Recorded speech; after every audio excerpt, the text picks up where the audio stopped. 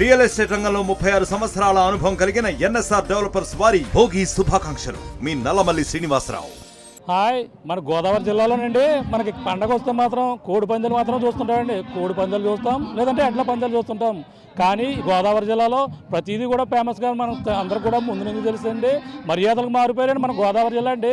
అందుకనే ఇతర జిల్లాల నుంచి వచ్చినటువంటి స్పోర్ట్స్ కావచ్చు, వాళ్ళందరూ సంబంధించినటువంటి అందరికీ కూడా ఇక్కడ ఆతిథ్యం ఇచ్చేందుకు గోదావరి జిల్లా సంక్రాంతి సంబరాలు అంగరంగ వైభవంగా జరుగుతున్నాయండి. మనకి ఈసారి సంక్రాంతి వేడుకలకి కోడి పందాలు పక్కన ఎప్పుడు కూడా జరుగుతుంటాయి. కానీ ఈసారి కోనసీమ జిల్లాలో అండి పడవల పోటీలన్నీ కూడా విచిత్రంగా జరుగుతున్నాయండి. మన కేరళలో మాత్రమే ఈ యొక్క పడవల పోటీలు చూస్తుంటామండి. కానీ ఈసారి అంగరంగ వైభవంగా పడవల పోటీలు సంక్రాంతికి అయితే మొదలైనటువంటి పరిస్థితి ఉందండి మన గోదావరి జిల్లాలో. మనం చూడొచ్చు, ఆత్రేయపురం పేరు చెప్పగానే మనకి ప్రధానంగా ఏదైతే మనకి పూతరేకులు మాత్రమే మొదలవుతాయండి. కానీ పడవల పోటీలు చూసారండి మనకి కోనసీమ జిల్లాలో కేరళ తరాలో పడవల పోటీలు జరుగుతున్న విజువల్ చూడొచ్చు, ఒకసారి చూడొచ్చు. పడవల పోటీలు ఇదేనా మీరు కేరళ అనుకుంటున్నారండి? కాదండి బాబు, ఇది కేరళ కాదండి, మన కోనసీమ జిల్లా అండి. కోనసీమ జిల్లా ఆత్రేయపురంలో ఈ కేరళలో తరహాలోనే ఈ పడవల పోటీలు పెట్టినారండి. చూడండి ఎంత చక్కగా చేస్తున్నారు. అలాగే 3 బోట్లు, ఒకటి పోటీ పడి వెళ్తుందండి బాబు. గోదావరి జిల్లాలో మనం కోడి పందాలు చూసాం, ఇప్పుడు వరకు ఎడ్ల పందాలు చూసాం. కానీ ఈ యొక్క పడవల పోటీలు చూసారా ఎలా పరిగెడుతున్నాయో, డ్రాగన్ పోటీలతో అదిలో పోటీ పడుతూ ఇక్కడ దూర ప్రాంతాల నుంచి ఈ యొక్క పోటీల్లో పాల్గొనడానికి వచ్చారండి. మనకు ప్రధానంగా వీళ్ళంతా ఎక్కడి నుంచో ఈ యొక్క లోకల్గా ఉన్నటువంటి ఒక మత్స్యకారులు కూడా ఉన్నారు. అలాగే ఈ యొక్క మత్స్యకారులు ఉత్సాహాన్ని నింపేందుకు, అలాగే ఈ తరహాగా అయితే ఈ పడవల పోటీలు అయితే ఈసారి కోనసీమ జిల్లాలో డిఫరెంట్గా పెట్టడం అంతా కూడా ఆశ్చర్యంగా చాలామంది ఉత్సాహంగా తిలకిస్తున్నారండి. కోడి పందాలు అంటే మనం ఎప్పుడు చూస్తుంటాం, ఎప్పుడు ప్రతి పండుగ కూడా చూస్తుంటాం.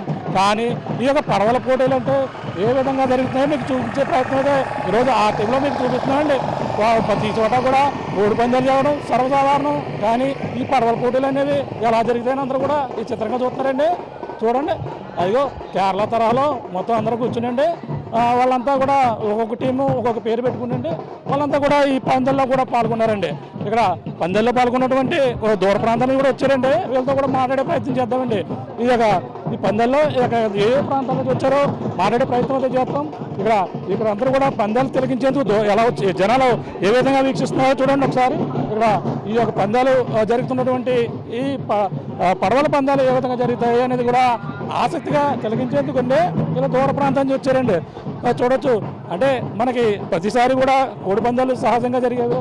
కానీ ఈసారి జరిగే ఈ యొక్క పడవల పోటీలన్నీ కూడా కేరళ తరహాలో నిర్వహిస్తుంటే మొత్తం ఇక్కడంతా కూడా ఆత్రేయపురం అంతా అత్తట్లాడిపోతుందండి. మనం మాట్లాడే ప్రయత్నం చేస్తే ఇక్కడ ఉన్న స్థానికులతో ఏ విధంగా ఉందో దూర ప్రాంతానికి వచ్చినటువంటి వాళ్ళతో కూడా మాట్లాడదాం. ఈ పడవల పోటీల్లో పాల్గొనేందుకు దూర ఇతర జిల్లాల నుంచి కూడా వచ్చారండి. మాట్లాడే ప్రయత్నం చేద్దాం. ఏంటి చెప్పండి, ఇక్కడ గోదావరి జిల్లాలో పడవల పోటీ కేరళ తరహాలో జరుగుతున్నాయి. ఇది కేరళ జరుగుతుంది, గోదావరిలో జరుగుతుందో తెలుస్తలేదు. గోదావరిలోనే జరుగుతుంది. కేరళ తరహాలో ఇది ఒలింపిక్ గేమ్స్ ఏదైతే ఈ బోట్లు ఏవైతే మీరు చూస్తున్నారో ఒలింపిక్ గేమ్స్కి ఉన్నాయి. అదేవిధంగా ఇప్పుడు ముందు వెళ్ళిన పెద్ద బోట్లు అవి కేరళలోనే కాదు మన ఆంధ్రాలో కూడా జరుగుతుంది.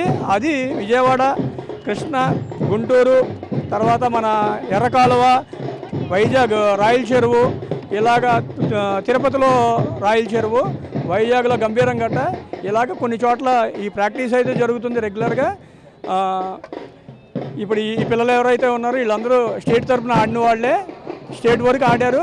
ప్రోత్సాహం ఉంటే గవర్నమెంట్ దగ్గర నుంచి ప్రోత్సాహం కనుక దొరికితే కనుక ఈ గేమ్ని మన రాష్ట్రం మొత్తం విస్తరించవచ్చు. మంచి ఆపర్చునిటీస్ ఉన్నాయి గేమ్లోను. అదేవిధంగా ఫ్యూచర్లోను పిల్లలు మంచి కాన్సన్ట్రేషన్తో మంచి అథ్లెటిక్స్గా తయారవ్వచ్చు. ఇండియాకి మంచి మెడల్స్ తేవడానికి ఉంది. ఇదే గేమ్లో చాలా మెడల్స్ ఉన్నాయి ఇండియాకి. మొన్న నేషనల్స్ జరిగితే నేషనల్స్లో మనకి ఏపీకి 3rd ప్లేస్ వచ్చింది డ్రాగన్ బోట్ కాంపిటీషన్లో. ఇలాగా అన్ని విధాలుగా బాగా జరుగుతుంది. ఇక్కడ మాత్రం ఇంకా సూపర్గా ఉంది. ఇది 2nd ఇయర్, 2వ సంవత్సరం రావడం జరిగింది గోదావరి ట్రోఫీకి. లాస్ట్ ఇయర్ వచ్చాము, ఈ ఇయర్ వచ్చాము. ఈ ఇయర్ ఏర్పాట్లు ఇంకా చాలా బాగున్నాయి. కింద సంవత్సరంతో పోలిస్తే ఇంకా బాగున్నాయి. పిల్లలందరికీ వాళ్ళు ఉండడానికి కానీ తినడానికి కానీ అన్ని ఏర్పాట్లు చాలా బాగా చేశారు. ఇక్కడ ఎవరైతే ఆర్గనైజ్ చేస్తున్నారో ఎమ్మెల్యే గారు చాలా బాగా చేశారు. అందరినీ బాగా చూసుకుంటారు. ఇంకా ఎక్కడెక్కడ పాల్గొన్నారు అంటే మా గోదావరి జిల్లాలో ఆత్రేయపురంలో పూతరేకులు మాత్రమే ఉన్నాం.